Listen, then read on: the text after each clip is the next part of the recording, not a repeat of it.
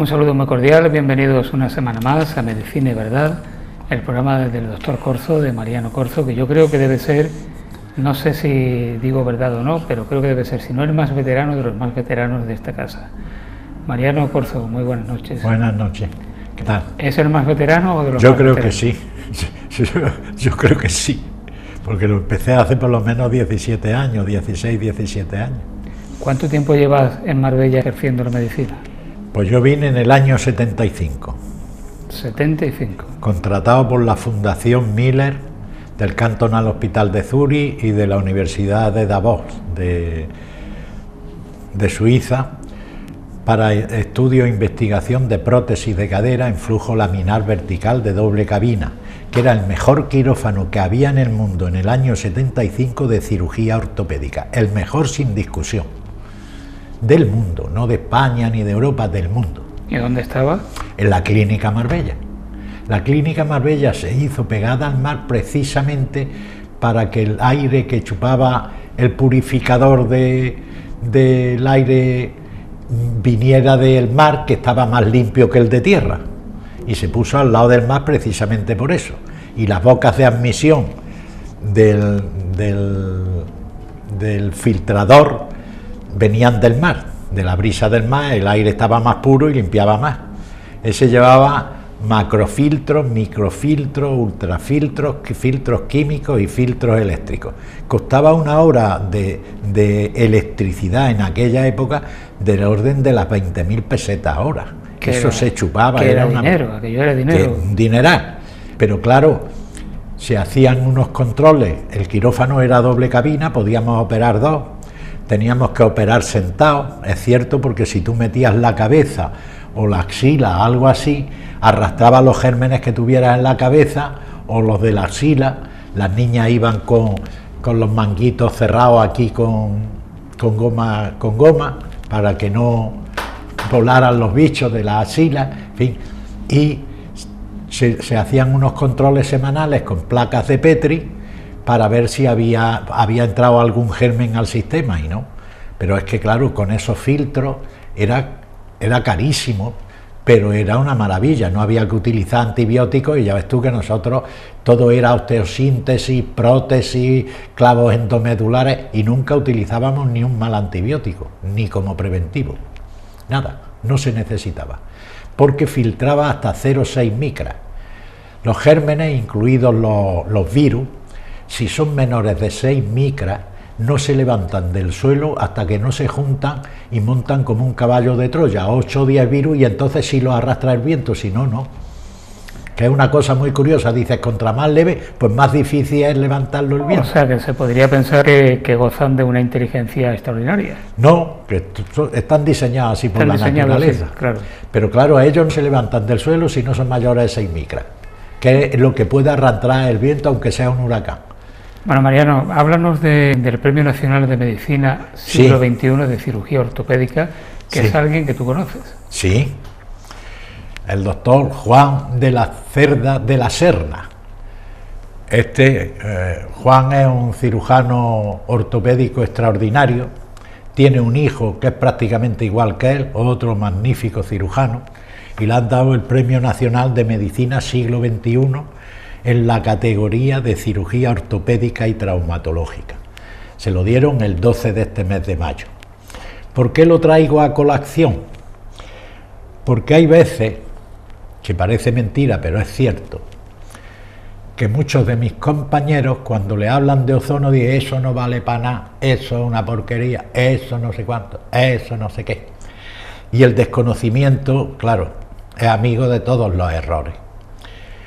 Y que es un hombre que es premio nacional, tonto no debe ser, está considerado uno de los mejores cirujanos ortopédicos de España, tiene una clínica magnífica en la calle, en el Paseo de la Castellana, número 100, luego tonto no es, tiene premio extraordinario de medicina en Estados Unidos, lo tiene también en Inglaterra, es decir, que tonto no debe ser, y conocimiento debe de tener algo de medicina sabe, ¿no? Y entonces lo traigo a colación por eso, porque hay quien habla del ozono sin conocimiento ninguno y dice tonterías.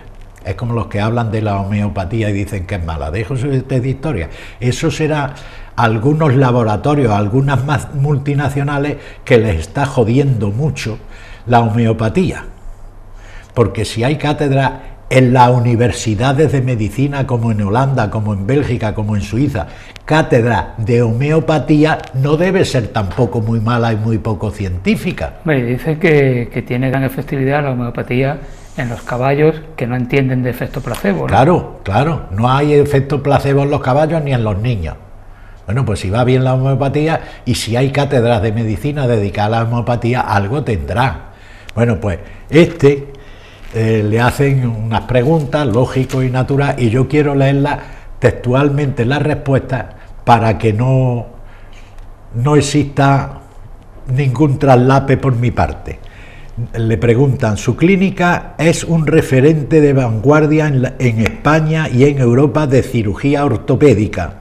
¿Cuáles son las técnicas más avanzadas y qué ventajas introducen? Esa es la pregunta del periodista. Respuesta. En la organización de la clínica Doctor de la Cerda disponemos de diversas unidades de tratamiento que abarcan prácticamente toda la especialidad. Empleamos habitualmente la ozonoterapia, el ozono. Mira qué jodida casualidad. Que es muy malo, por eso el premio nacional emplea el ozono. Empleamos habitualmente la ozonoterapia. El ozono es un superoxígeno, no es peligroso y no presenta efectos secundarios. Entre sus propiedades son importantes la analgesia, es decir, quitar el dolor, la prevención de la infección, la vasodilatación y el aporte de oxígeno a los tejidos. Actúa además como antiinflamatorio evitando el uso de los corticoides.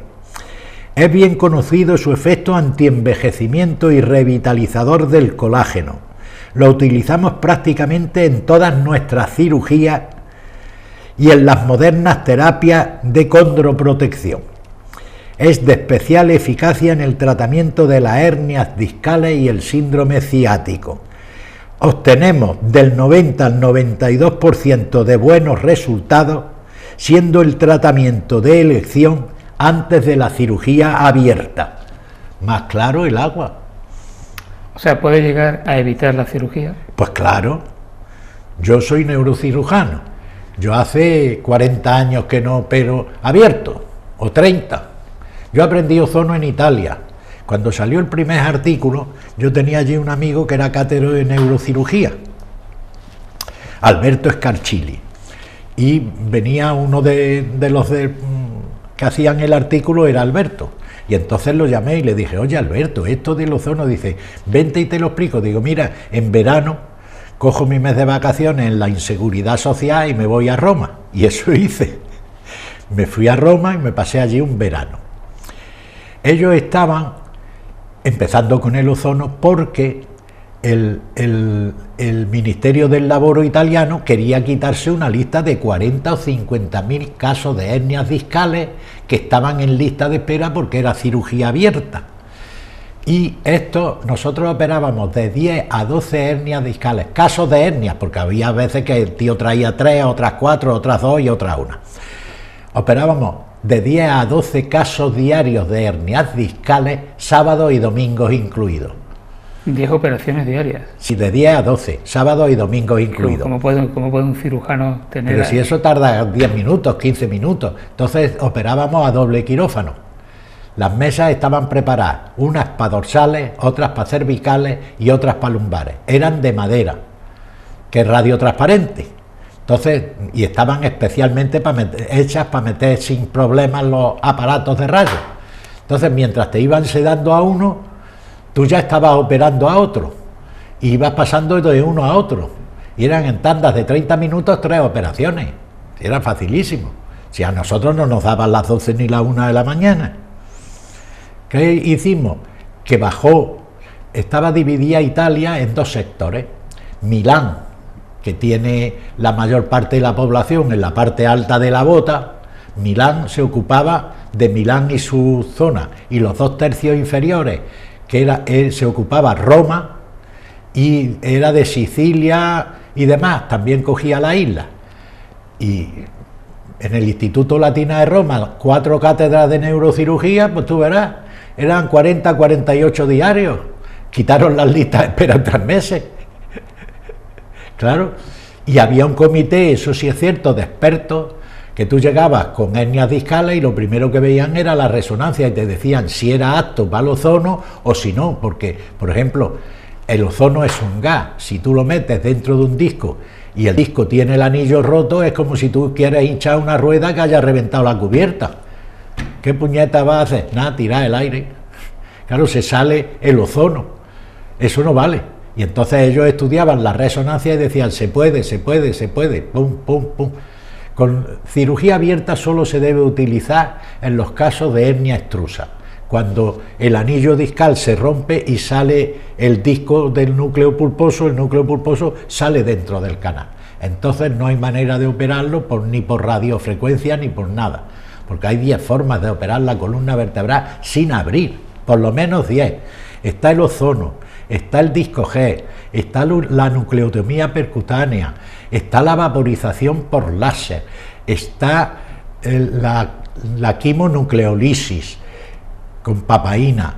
¿Qué más está? Bueno, la radiofrecuencia. Es decir, hay una serie de cosas que no necesitas abrir. ¿Para qué vas a abrir? Tú abres una columna vertebral y sometes al paciente a 3 riesgos.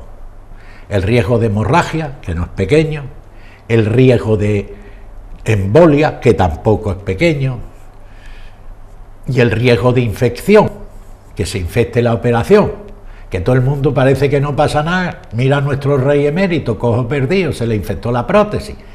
Es decir, lo mismo que eso en la columna y le cuesta la vida con una meningitis aguda purulenta. ¿Por qué? Porque tú estás al lado de la médula y la infección entra directamente al cerebro por el líquido cefalorraquídeo y no hay manera de pararla. Bueno, pues eso lo evitas con estos procedimientos. Por eso dice que en su clínica lo que más utilizan es el ozono. Mira qué casualidad. Y que para las hernias discales, ya lo dice aquí el porcentaje, del 90 al 92% de buenos resultados, siendo el tratamiento de elección antes de la cirugía abierta. Porque además el ozono o el disco gel te permiten hacer cirugía abierta si fracasas. Cuando tú abres y fracasas, cada vez está más liado el tema y es peor. Es como si tú llamas a un cocinero cuando has pasado el arroz, es que es muy difícil que arregle la paella. Sí, ya no hay manera. Ese es el tema. ¿Hay alguna edad más recomendable para utilizar el ozono? No, yo lo he utilizado a todas las edades, gente joven, gente mayor y gente muy mayor, y les va muy bien.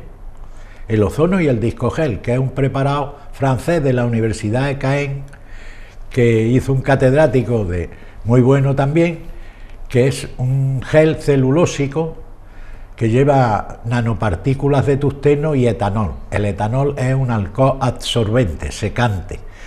Como el núcleo pulposo, su inmenso contenido es agua, cuando sale ese núcleo y protuye y hace una protusión o una hernia, si tú le metes el etanol, chupa la hernia y desaparece la hernia. ¿Por qué es caro? 2 centímetros cúbicos de disco gel vale, que es un botecito, valen 3.000 euros. Pero es cierto que es porque va en nanopartículas. El tungsteno, como tú sabes, es un mineral y daría una metalosis, el tungsteno. Entonces, para que no dé metalosis al absorberlo el organismo, tiene que ir en nanopartículas, no en partículas. Y por eso es caro, por transformar las partículas de tungsteno en nanopartículas. ¿Para qué sirve? Para que tú estés viendo a rayos X mientras estás operando que está en el disco y que está entrando en el disco, no en cualquier sitio. Bueno, al margen de las hernias discales, para otro tipo de patologías, ahora se habla mucho, bueno, y creo que se aplica las células madres, ¿no? Bueno, eso es distinto, eso es para las degeneraciones. Nosotros tenemos, bueno, le llaman células mesoteliales, bueno, por gusto. El endotelio, el mesotelio y el ectodermo, o el mesodermo. Las células mesoteliales pueden ser de la grasa incluso, pero vamos, yo prefiero las células madres heterólogas, en el sentido de que si lo que quiero es subsanar un hueso, yo saco células madres óseas que vienen de la médula ósea y no le pongo otras para que se transformen, sino directamente. Con lo cual no se puede dar rechazo, ¿no? ¿Qué? No, porque son tuyas, son autólogas. Pues, ¿para qué sirve? Artrosis de rodilla, artrosis de cadera. Tú coges un trocar de 2,8 milímetros, llegas al hueso que está podrido, como si dijéramos, desde arriba o desde abajo, dependiendo, y perfora en varios sentidos con una aguja de Kirnes, que es una aguja más fina de 2,8, hace muchos tunelitos, como un abanico chino, en la zona donde está podrido, y ahí metes las células óseas madres, y las metes también con factores de crecimiento. Me explico, los factores de crecimiento plaquetario, en inglés PDGF y en español PRP, pues son esos factores, lo que hacen es que se extraen de las plaquetas. ¿Qué pasa con las plaquetas? Las plaquetas se vio en Norteamérica hace unos 20 años aproximadamente, 18, 20 años, al estudiar en una herida, que cuando sale la sangre y se coagula por encima de la herida, las plaquetas estallan y liberan unos gránulos que llevan dentro que nadie sabía para qué puñetas servían. Se llaman los gránulos alfa porque nadie sabía y le pusieron alfa como le pudieron haber puesto Y, gránulos alfa. Esos estallan y llaman a las células madres a reparar por señales quimiotácticas y reparan la herida. O sea, que forman una especie de cuadrilla de obreros que van a solucionar el problema. Exacto. Y esas cuadrillas de obreros que se llaman factores de crecimiento plaquetario sirven para crear vasos, para crear nutrición, para crear lo que sea. Y tejido. Entonces, si tú haces una mezcla entre las células óseas madres que pones más los factores de crecimiento plaquetario, tienes las células propias del hueso podrido, nuevas, más los factores que ayudan a que se regenere todo el sistema trabecular y todos los canales de Haber del hueso. Pues ya tienes un hueso nuevo. Esos son eso. Aquí se hizo famoso, aquí quien de verdad lo trajo fue Eduardo Anitua. Anitua fue presidente de la Internacional de Implantología Dental. Otro tonto, como este, otro tonto. Anitua, se metieron mucho con él, claro. Eduardo Anitua venía de Estados Unidos y era implantólogo dental. Claro, ¿a quién le ponían los implantes dentales? Generalmente son mujeres menopáusicas. En la menopausia se produce la osteoporosis senil posmenopáusica. Y dentro de la osteoporosis senil, el sitio más osteoporótico de todos es el maxilar inferior. Y entonces, como no tiene consistencia el hueso, empiezan a movérsele como las teclas de un piano los dientes. Entonces estos sacaban el diente, metían otro y lo atornillaban. ¿Qué pasaba? Que a los 3 meses de masticar se estaba moviendo exactamente igual. Claro. Entonces, con los factores plaquetarios, pues hacían factores plaquetarios, le echaban polvo óseo o hidroxiapatita cálcica o polvo de cadáver, de hueso de cadáver, desecado. Y entonces montaban una mezcla, abrían la encía y le metían eso. Y al mes tenía la quijada como la quijada del borrico que mató a Caín. Digo, a Abel, perdón, que la Biblia no se me da muy bien. Durísimo. Y entonces ya podían implantar. Es que lo otro era implantar como si tú cuelgas un espiche en yeso muerto. Cuando vas a colgar el cuadro, se cae el cuadro y el espiche. Claro. Pues eso pasaba con esos dientes. Entonces eso lo traspolaron y lo empezaron a utilizar como regeneraba tejido en esguinces, en roturas tendinosas, en roturas de cruzados anteriores, en las reparaciones del supraespinoso, en las articulaciones, y esos son los factores de crecimiento. Y a mí, bueno, y entonces se puso de moda por Nadal. Rafa Nadal, que es una excelente persona, no hace falta que yo lo diga. Rafa fue a Miquel Sánchez, que era el traumatólogo de la clínica donde estaba Ispizua, y entonces aprendió a poner los factores y a regenerar con factores. Y ahora tiene un complejo de producción de factores y demás extraordinario. Cambiando de asunto, tercio. Cambiando de tercio, eso en el lenguaje taurino, estamos en una ciudad no taurina, que es Marbella. Más cerca está Ronda, que es más taurina. Bueno, digo que cambiando de asunto, Mariano, hoy día hay más Parkinson que había antes, o es que se diagnostica más. No porque se diagnostique más, porque hay más viejos. Vamos a dejarnos historias. Dice, ¿hay más canosos? Dice, sí. ¿Por qué? Dice, porque llegan a los 80. Si se murieran todos a los 30 no había canosos. Pero hoy los viejos no somos viejos, somos personas activas. Somos mayores, somos mayores. Personas activas. Ya sabe el chiste, ¿no? Los dos ochentones que se tropiezan en la acera y le dice uno al otro, Pepe, qué bien te veo. Y dice, yo he hecho un bebé. Dice, hombre, te veo bien, pero no tanto. Dice, ¿cómo que no? Me lavan, me ponen pañales, me dan potitos y me acuestan, pues he hecho un bebé. Claro. Pues eso nos pasa a los viejos, que cada día duramos más, que eso es otro problema impresionante para el Estado. Las pensiones. Es que dentro de unos años va a ser, antes eran 3 trabajadores por un pensionista. Dentro de unos años habrá un trabajador por un pensionista y no podrá mantener la pensión. Tenemos que prolongar desgraciadamente la edad de jubilación y tendremos que resolver esto de alguna manera, porque esto es un caos. Se aproxima un caos en las pensiones y todos los tíos protestando. Mire usted, esto es así. Bueno, ¿qué avances hay en el Parkinson? En el Parkinson, bueno, el Parkinson es una enfermedad. Yo he operado Parkinson con don Pedro Albert La Sierra en Sevilla. El Parkinson quirúrgico. Hay un Parkinson médico y otro quirúrgico. El Parkinson quirúrgico, los núcleos basales del cerebro son los que conectan la corteza cerebral con las órdenes que se le da a la médula. Las neuronas ordenan a la médula que mueva el brazo, que haga esto, que estire la pata, que mire para allá. Todo eso lo ordena los núcleos basales. La corteza cerebral manda la orden, lo cogen los núcleos basales y lo transforman a las fibras neuronales, a las neuronas, para que hagan las órdenes que se les han dado. ¿Qué ocurre? Que si los núcleos basales fallan, empieza el Parkinson. Porque reciben órdenes que no saben interpretar, porque pierden el don de la interpretación. Luego las órdenes que dan son absurdas. Entonces, ¿qué ocurre? Generalmente el núcleo ventral anterior del tálamo. Bueno, eso es un tecnicismo que a la gente le importa un comino.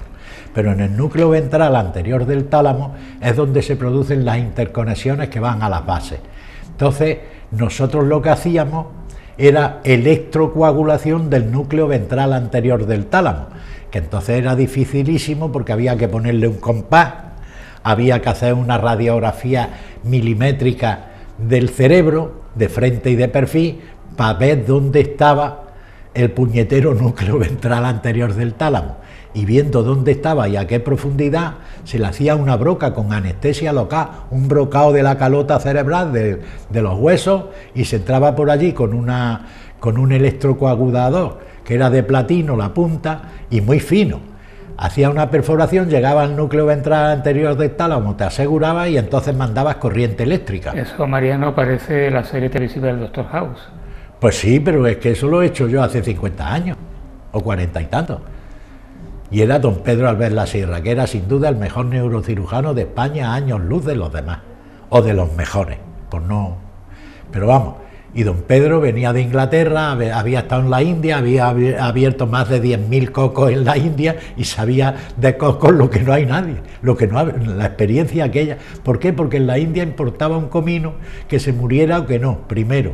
Luego, como no los abrían, bueno, vamos a ver si podemos hacer algo. Que se muere, se ha muerto, punto, no hay más, como si se muerto un perro. Entonces abrían cocos como el que lava, y eran todos cirujanos, neurocirujanos ingleses y este que era español. En el Stanley de Nueva Delhi abrían los cocos como si fueran mandarinas.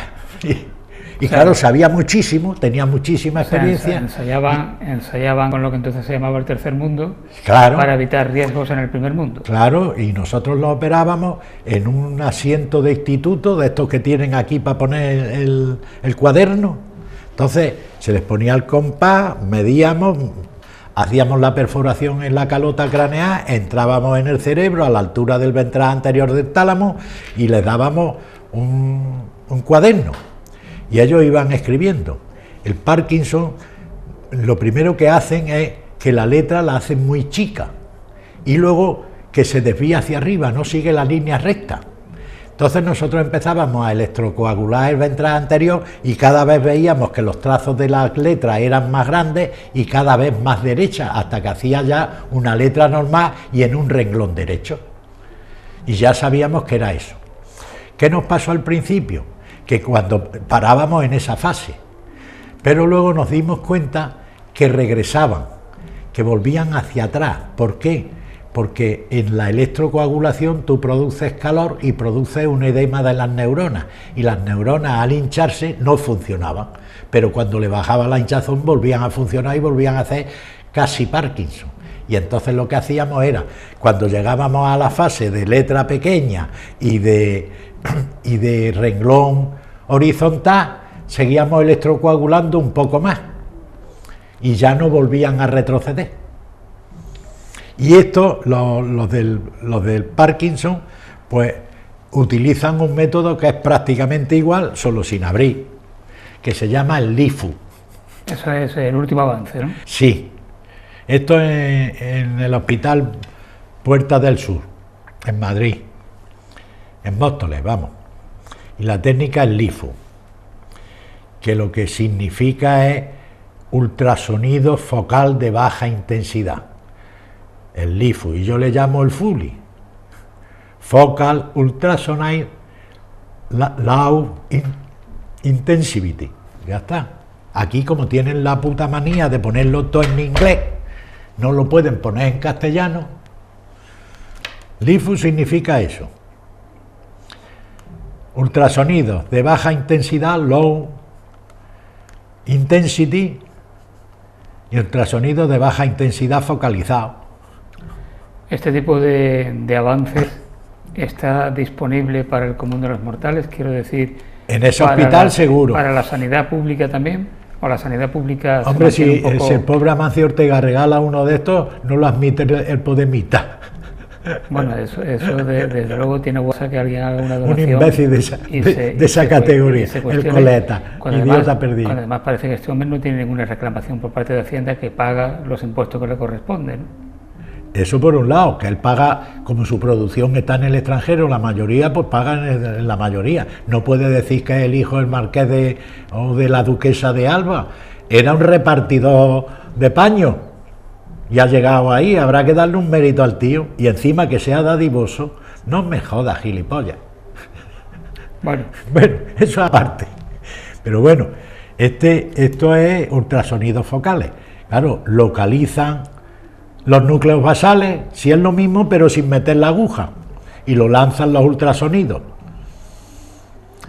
que actúan milimétricamente o submilimétricamente. Hoy por hoy el Parkinson es una enfermedad que no se cura, sino que se controla, ¿no? La puedes curar de esta manera. ¿Qué pasa? Que tú ya sabes que el Parkinson te da muchos problemas. Para empezar, movimientos, disquinesias, temblores, marcha oscilante, pérdida de estabilidad, y luego rigidez, hipoestesia, hipocinesia. Pero lo que da también el Parkinson es un trastorno mental, que pueden acabar hasta en locura o hasta en demencia, porque el individuo, claro, cada vez está más depresivo, ve que no vale para nada. Porque si fuera Alzheimer, como no se entera que vive, da igual, pero el parkinsoniano sabe que vive. Claro. Y entonces su alma, su espíritu se cae, porque ve que no puede hacer nada de lo que podía hacer antes, etc. Y empiezan por, ya te digo, por una depresión intensa y acaban locos, muchos de ellos, en demencia. Eso es... Depresión, ansiedad, trastornos del sueño, falta de energía y al final demencia. O sea que tampoco duermen bien. No duermen bien. Esto es como los prostáticos, se tienen que levantar 5 veces en la noche, no duermen bien porque se mean sino en la cama. Pues esto, ellos quieren ir de aquí a allí a coger un vaso de agua y están media hora que sí, que no, que no, que sí. Claro, eso les da una depresión, una pérdida de ánimo impresionante. Entonces llegan los sabios y le mandan antidepresivos. Y el otro, mire usted, es usted de historia. Si esto le da por la falta de movilidad que tiene, claro, los temblores que van a coger un vaso y están así. ¿Cómo van a coger un vaso? Sí, que es una enfermedad muy incapacitante. Claro que es incapacitante. Bueno, y entonces estos son impulsos ultrasónicos de baja frecuencia, para no reventar el cerebro, que actúan submilimétricamente sobre los núcleos basales del corte cerebral, van al núcleo basal. Eso se ve con resonancia en 3D, y claro, saben, pero antes nosotros marcábamos con un compás, porque no teníamos nada más que radiografías, no existían resonancias hace 50 años, y teníamos que hacerlo todo por cálculo, pero estos no. No hace mucho escuchaba como hay cierta corriente social, determinados grupos que están declarándose en contra y reivindicando que se prohíba el ensayo clínico con animales. Esos son idiotas. Que no, la pregunta es, si no se ensaya con animales, ¿con quién se va a ensayar? ¿Cómo se que puede lo ensayen con sus padres. ¿Cómo se puede hacer una experimentación si no se utilizan animales? Pero si es que son gilipollas, vamos. Cuando se dicen gilipolleces, las dice un gilipollas, no puede ser otro. Y cuando piensa gilipolleces, es gilipollas. Vamos a ver, ¿cómo quiere usted que yo experimente si no tengo animales de laboratorio para experimentar? ¿Qué quiere usted, que lo haga en humanos? ¿Compro 1000 indios y lo hago? O 1000 hindúes, porque no son indios, hindúes. ¿Compro hindúes? Es cuestión de pagar. ¿Cuántos niños en Sudamérica aparecen raptados? Así. ¿Por qué? Por los órganos. ¿Quién los paga? Un americano de Kansas. Es triste, pero es verdad. Hay tráfico de órganos. Tráfico de órganos. ¿Y qué quieren? ¿Que ahora también haya tráfico de personas para hacer experimentación? No se puede, para eso están los animales. Es un asunto muy serio, desde luego. No, pero es que es una bestialidad. Mira, se tiene que ser gilipollas para decir esas cosas. Que sí, que los animales son animales, justamente animales, no personas.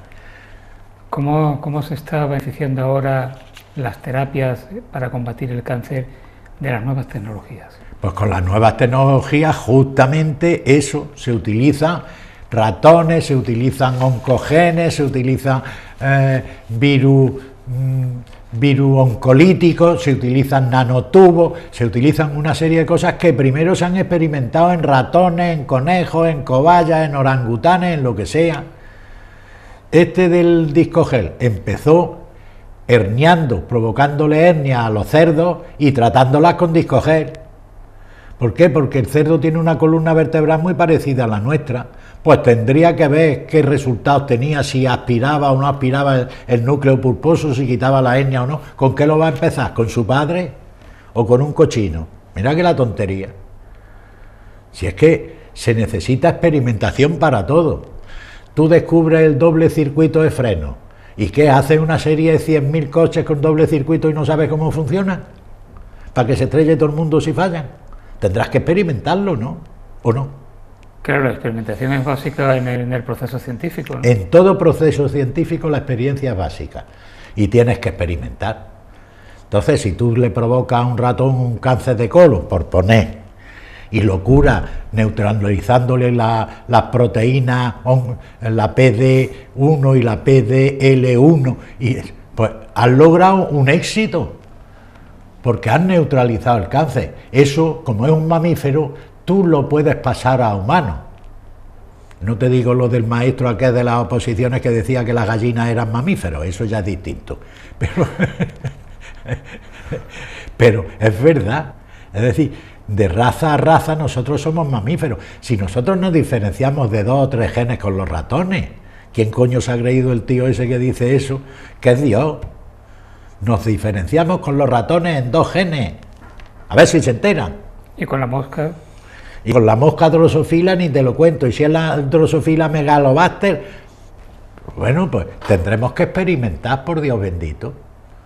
Si no, ¿cómo avanzamos? Bueno, ¿cuál es lo último de lo que tengas conocimiento de avance en la lucha contra el cáncer?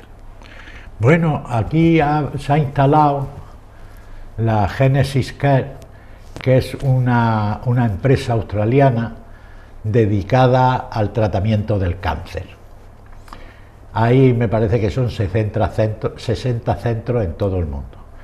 Y la Génesis es para luchar contra el cáncer, fundamentalmente contra los que más se dan teóricamente, que es el de próstata por un lado y el de mama por otro. Próstata en los hombres, mama en las mujeres. Por cierto, que una señora me preguntó, ¿y nosotros por qué no padecemos cáncer de próstata? Dije, por lo mismo que yo no padezco de cáncer de ovarios, porque yo no tengo ovarios ni tiene próstata. Claro. Claro, pues en las mujeres mama y en los hombres próstata. La próstata es un tema muy discursivo y de mucha discusión porque se está avanzando continuamente, vamos, ni te lo imaginas. Es que cualquiera que piense en eso, yo creo que yo sé del orden de los 30 tratamientos contra el cáncer de próstata, de los 30, pero agresivos con respecto al cáncer. Entonces, dice, ¿estos qué hacen? Radiocirugía esterotáxica. ¿Qué es la radiocirugía esterotáxica? Eso lo inventó un amigo mío, conocido y amigo, al cual respeto muchísimo, que vive en Italia, que era catedrático de radiología en Oslo. En Estocolmo.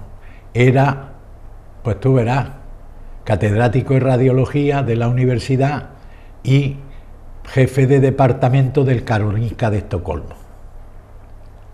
Entonces, ese pensó en un procedimiento para hacer radioterapia sin quemar a la persona.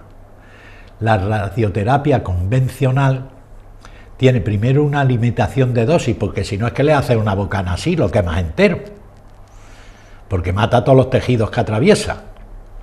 Entonces, por un lado, inventó un sistema que es por eso se llama estereotáxico, que es cuando los tres haces del espacio coinciden, hacen efecto radioterapia. Mientras tanto, no te pasa nada, no te quema. Entonces, eso va también añadido a un software. Ese software, ¿qué es? Ese va inherente a la respiración. Te van a hacer esa radioterapia, te tumban en la mesa y acompasan los movimientos de tu órgano a la respiración, porque si es un cáncer de pulmón, sube y baja el pulmón cada vez que respira.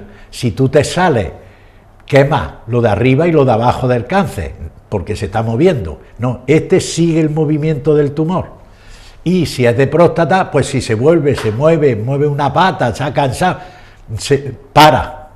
En cuanto se deslocaliza del tumor, lo hace, se paran y no dan radioterapia para no quemar otras partes, por ejemplo. Y estos han inventado un procedimiento porque la próstata está muy cerca del recto, del ano. Además, si es que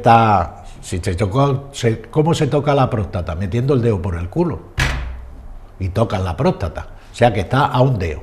Luego aquí está el recto. Bueno, el recto sigmoide, y como está muy próximo, para evitar que pudiera quemar el recto y dar una rectitis o unas úlceras o lo que sea, se inyecta un hidrogel entre la próstata y el recto. Y entonces ese hidrogel entre la próstata y el recto separa los dos y luego se solidifica. Y al solidificarse le sirve de barrera a que te pudieras pasar de radiación unos milímetros. Y esto es muy interesante. También está, para tratar la próstata, por ejemplo, uno de los últimos procedimientos es la hidroablación de la próstata, que es con agua, a alta velocidad y fría. Entonces, tú puedes destruir la próstata desde dentro del pito, con hidroablación, y la dejan nada más que en la cápsula. Lo mismo que este procedimiento de ultrasonido, o de radiación, perdón. Entonces, dejan la próstata sin funcionar, vamos, la eliminan, y solo dejan la cáscara. La próstata, que se imagine la gente que es como una castaña, punto. Bueno, pues la cáscara es dura y lo de dentro más blando. Pues tú te cargas todo lo de dentro sin cargarte la cápsula. Y si hubiera, que hay tumor porque lo estás utilizando en tumor, no rompas la cápsula porque por ahí pueden salir células cancerosas a implantarse en otro sitio. Claro. Claro. Que ese es otro problema. Y esto soluciona los dos problemas.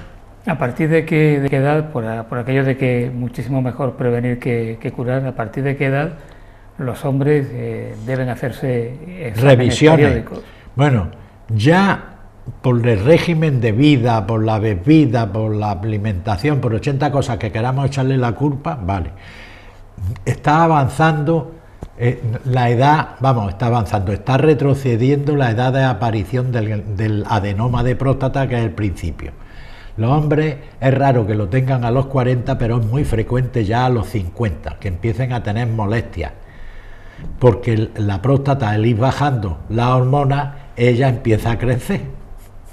Lo mismo que la osteoporosis en las mujeres, cuando deja de funcionar el ovario, deja de pegarse el calcio al hueso y empieza a aparecer osteoporosis. Es un problema hormonal. De hecho, se trata en el cáncer de próstata, al principio se trataba con hormonas femeninas, para que le bajara. Bueno, pues la próstata a los 50 años, a los 80 el 70% de los hombres tienen adenoma de próstata. No digo cáncer, adenoma, pero ya muy cercano al cáncer. O sea, el adenoma es un crecimiento de la próstata. Crecimiento anómalo de la próstata.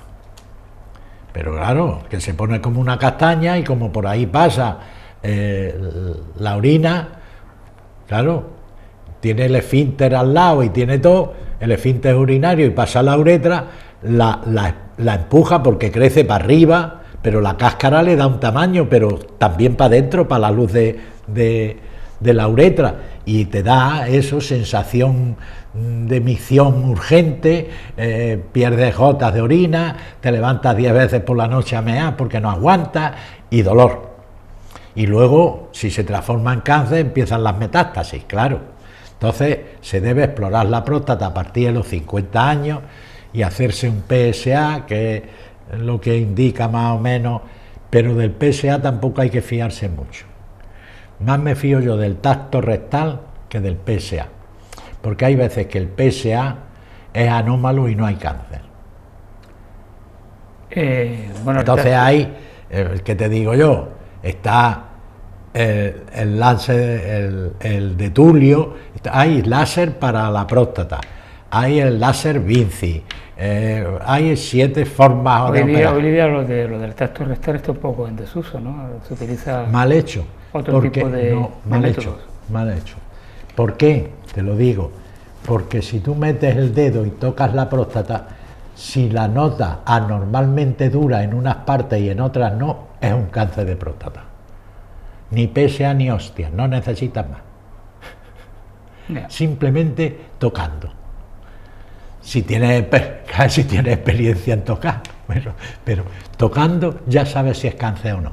El adenoma es fibroelástico y es parejo. Tú tocas y se hunde por todas partes por igual. Si tú estás tocando una próstata grande, que estás tocando y hundiendo, y de pronto hace clac y se queda ahí, di cáncer. Es más duro de lo normal. El ictus, otro de las plagas de estos tiempos, y que adquiere popularidad cuando algún personaje conocido le da un ictus como a Rubalcaba. Claro, y entonces todos los medios hablan del ictus. Por ejemplo, bueno, Rubalcaba, el pobre, estaba por lo visto solo en su casa. No sé si estaba solo, me parece que sí, no lo sé. Que le dio el ictus. Es que, vamos a ver, país de locos y sinvergüenza de España. Pues bueno, en España se hizo una legislación con unas recomendaciones en 2008, de esto hace 11 años, y se pusieron las unidades de ictus, de atención urgente al ictus. Se pusieron, entre comillas. Luego cada autonomía ha hecho lo que le ha salido a las pelotas. Y entonces en unas te tratan de puta madre y en otras fatal. No te tratan, te mueres. O te quedas gilipollas. ¿Y por qué? Mire usted, estos son las autonomías. O sea, que no es lo mismo que te dé un ictus en Ciudad Real que en Madrid. Porque en Madrid tienen unidades de ictus y en Ciudad Real ninguna, por ejemplo. Claro, depende de la autonomía y de lo que quiera llevarse cada cual, que esa es otra. Tendrían que unificar. Entonces, eso que se puso en 2008, pues fue una estrategia que se llama estrategia en el ictus, del Sistema Nacional de Salud, además Sistema Nacional de Salud. Y como es nacional, en una autonomía se hace y en otras no, y en otras a medias. Que ahí debería haber unas directrices comunes para todas las autonomías. Pues tú verás. Para todo el país. Claro. Entonces, los ictus, hay que decirlo, también es cierto, se originan de dos maneras. Por pérdida brusca de flujo sanguíneo, un trombo, o por hemorragia o la rotura de una arteria cerebral que también deja de llevar oxígeno y sangre a la zona que depende de su riego y se seca la zona como si... Pues bueno, en los ictus por trombosis, ¿qué ocurre? Que si tú utilizas un trombolítico, puedes salvar a la persona, primero de la muerte, y segundo, le resta un 40% de invalidez a esa persona, que no es moco de pavo si la atiendes rápido. Entonces las unidades de ictus, ¿qué? Parálisis o da izquierda, luego le ha dado en la derecha el ictus. Vale, ¿es hemorragia o es trombo? Trombolisis, directamente en la arteria, en la carótida, y disuelve el trombo y vuelve a restablecerse la circulación y no pasa tanto tiempo y las neuronas se regeneran o se reviven y el tío se queda sin secuelas. Bueno, hay cierta similitud con los infartos, ¿no? ¿Qué? Cierta similitud Pues con igual los que los infartos. Tú puedes hacer lo lógico en el infarto. El infarto no es por embolia, es más raro que sea por embolia. Es por obstrucción arterial, no por embolia, sino por arteriosclerosis, generalmente, de las coronarias anterior o posterior. Pues. Pero en esto, la trombolisis. ¿Con qué se hace la trombolisis? Esa es otra. En principio se empezó con veneno de vampiro, de saliva de vampiro. Veneno de saliva de vampiro. Para los tontos que dicen que no hay que experimentar con los animales. Es que me da risa. ¿Por qué? Claro, yo no sé si tú conoces Argentina. Bueno, en Argentina hay muchísimo ganado de vacas, ¿no? Y hay vampiros, muchos vampiros. Esos vampiros tú los ves por el suelo y parecen ratas grandes. Sí, que no son vampiros cinematográficos, no es Drácula y compañía, son animales. Animales, pero que andan como las ratas, con las patas de atrás y las alas, y van hasta la vaca, eligen a una vaca que ellos prefieren, a la que quieran le toman cariño, y en las cuartillas le clavan los colmillos y le inyectan la saliva de vampiro. Esa saliva es trombolítica, es decir, no deja nunca de poder sangrar, y entonces ellos van todas las noches, cuando la vaca está en el establo, a alimentarse de la sangre de la vaca, porque tienen ya la raja de la piel hecha, van a las cuartillas, que es la piel más fina de las vacas, y ahí les ragan y vuelve a salir sangre, porque está prácticamente anticoagulada y entonces chupa la sangre. La creencia, Mariano, que existe que cuando alguien presenta síntomas de que está sufriendo un ictus o un infarto o algo parecido, se le dé aspirina, unas cuantas aspirinas, parece que eso no es tan... Bueno, no está tan reconocido. Hombre, no es mala praxis. Claro, lo que pasa es que el tío que esté allí tiene que saber si es infarto o hemorragia. Es que si le da aspirina teniendo una hemorragia todavía sangra más. Claro, que no es ninguna tontería. O sea, que hay que tener mucho cuidado. La aspirina, si es un caso de trombosis, va bien, pero para eso tienes que saber que es una trombosis. Tendría que ser neurólogo o internista o intensivista o médico de urgencia. El infarto, ya sabes, si es cardíaco, te da aquí, dolor, brazo, ay, que me mareo, que me caigo, infarto. En la cabeza tú lo primero que tienes que notar, generalmente el paciente nota visión doble, que se le queda el habla tontaina, que se le cae la boca a un lado, que pierde fuerza en los miembros superiores. Entonces eso puede ser hemorragia o ictus o embolia. Entonces tú tienes que hacer una resonancia para saber si es hemorragia o embolia y entonces tratarla. Claro que si lo tratas rápido es mucho mejor que si se pasan 5 horas. Claro, tanto el ictus como el infarto entiende de género, porque hay en las mujeres hay más mujeres con ictus. Pero no solamente ya en eso, sino que los síntomas que presentan las mujeres son diferentes a los de los hombres. Sí, sí. Que eso también influye. Claro, porque lo mismo el dolor que tiene un hombre en un sitio determinado es un infarto y en una mujer no lo es. No, el infarto de corazón, lo que entendemos por infarto, es dolor de pecho, sensación de losa que te falta la respiración y dolor que se irradia al brazo izquierdo. Eso es infarto. Se ahoga como si tuvieras una losa en el pecho y empieza un dolor aquí y se va al brazo izquierdo. Eso es un infarto de corazón. Se le arruga la cara, no pueden hablar, ven mal, no tienen fuerza en la mano. Puede ser ictus cerebral, bien embolia, bien hemorragia. Y lo que hay que ver es si la hemorragia, si es hemorragia o embolia. Para eso se crearon teóricamente las unidades de ictus, para atender lo más urgentemente posible, porque evitan en un 40% las secuelas. Que es que eso cuesta, pero un pastón al año. ¿Cómo se previene? ¿Cómo se previene el ictus? Hombre, el ictus, si es por embolia, lo primero que tienes que hacer es análisis de sangre, ves cómo están las pruebas de coagulación, todas esas historias, claro. O sea, hacerlo cíclicamente. Hombre, hacerlo un examen, pues sí, cada 6, 8 meses. Sí, se debe, a ciertas edades, porque es muy difícil que a un niño con 12 años le dé un ictus, ya sea hemorrágico o embólico, o trombótico, como quieras llamarle. La realidad médica es que se le llama tromboembolia, y ahí va todo el concepto. Trombosis es una cosa, es venosa, y embolia es arterial, pero bueno, tromboembolia. Bueno, si el ictus es tromboembólico, te lo da las pruebas de coagulación, que las tienes a alterar, los parámetros. Es que a veces determinados pensamientos que existen en la sociedad se asocia con una persona que practica deporte no le va a dar un ictus o no le va a dar un mentira infarto. Totalmente, ahí tienes ahí cada vez hay más casilla. ejemplos, por eso digo. Ahí lo tienes. Que uno dice, bueno, ¿dónde puede estar la prevención? Sí, es que es muy difícil. Yo siempre digo, bueno, antes decía una burrada, ahora prefiero no decirla, pero bueno, que la que está para ti, viene para ti, le des las vueltas que le des. ¿Tú te crees que Iker Casillas habrá hartado de chorizo y de lonchas de lomo con tocino? Un tío que cada 6 u 8 meses le hacen electrocardiograma, placa de tórax, análisis de sangre, pruebas de coagulación, radiografías pulmonares, le hacen de todo, porque vale una pasta tenerlo vivo y activo. Y entrenando, y se fue tan feliz, de su casa desayunado a entrenar y le dio un infarto agudo.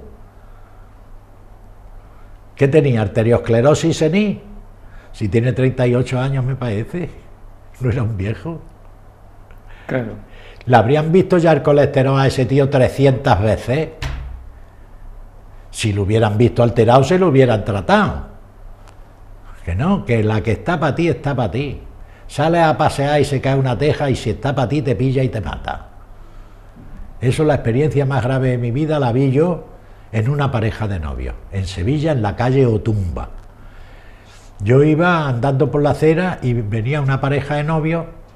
Había en la esquina, me acuerdo, una tienda de electrodomésticos y se conoce, iban muy enamorados, los dos charlando y riendo, se conoce que se iban a casar próximamente y fueron a ver los electrodomésticos. Y el novio, que iba por la parte de dentro y ella por la parte de afuera en la acera, educadamente le cedió el paso para que pasara al plano de la... En ese momento se desprendió una cornisa y le reventó la cabeza. Había sesos de la chavala esparcidos por todo el cristal de la tienda. Qué tremendo. En un segundo. Y eso lo vi yo de aquí a donde está esa botella, a menos de 2 metros. Y si yo me adelanto un segundo más, me cae a mí. Y el novio lo único que hizo fue cederle el paso a la parte interior de la acera para que viera bien los electrodomésticos. Total, que al final hay que aplicar sobre el carpe diem de los clásicos, ¿no? Claro, si al final la que está para ti, hagas lo que hagas. Hagas lo que hagas. Dice, no, es que tal... Mira usted, déjese usted de rollo. Déjese usted de rollo. ¿Quién te evita a ti que pasando un paso de peatones llegue un taxista drogado, borracho y te lleve para adelante? Nadie. Nadie. Bueno, ¿Está matado? O alguien que no sea un taxista. No, bueno, digo un taxista. No se nos es que vayan a hoy enfadar los taxistas. un taxista ha atropellado a 2 o 3 y dice que se mareó. Le han hecho un análisis y tenía droga. ¿Mareado por qué? Bueno, pues eso ha dicho hoy el telediario. No sé en dónde ha sido, ni siquiera me he fijado porque estaba en otra cosa. Pero decía eso, que ha atropellado a 3 en un paso de peatones, que está muy grave, no sé cuánto y no sé qué, y que cuando lo han detenido, lo han parado y tal, que daba positivo en droga. Y él ha dicho que es que estaba tomando unos medicamentos y que llevaba 15 horas trabajando. No me creo ni ninguna de las dos cosas. Pero bueno, estaba mamado. ¿Tienes tú la culpa de en ese momento pasar por el paso de peatones, que 3 segundos antes no te atropella y 3 segundos después tampoco? Sí, que el azar juega un papel muy importante en la vida de las personas. Que la que está para ti, hagas lo que hagas. Pero al margen de eso, en circunstancias normales, pues hay que prevenir y hay que tener hábitos de vida. Sí, de vida saludable, todo eso queda muy bonito. Pero ya. Yo tuve a mi abuela que se murió con 94 años. Se fumaba 4 vegueros así de gordos y así de largos todos los días. No murió de cáncer de pulmón, murió de diabetes. Hombre, no tiene gracia que se muera la abuela, pero... No, era saladísima, inteligentísima, graciosísima. Siendo fumadora y llegar a los 94 años... 94 años. Como era una accionista fuerte, la Compañía Española de Tabacos de Filipinas la hacían a ella sus vegueros. Pues Mariano, se nos ha pasado el tiempo. Pues muy bien, ¿qué hora es? Hoy las 7. Ha sido un placer haber compartido este tiempo. Ya hacía años, la última vez fue hace años. Años. Era Franco Corneta, no le habían dado el fajín de general. Casi todavía lo había ascendido. Gracias. De nada, por Dios. Y a todos ustedes también. ¿Te ha gustado lo de Juan de la Cerda, el ozono? Me ha encantado. Bueno, vamos a despedirnos de nuestra audiencia. La próxima semana el doctor Mariano Corzo volverá de nuevo para contarnos cosas tan interesantes como las que ha contado en el día de hoy. Hasta entonces. De acuerdo.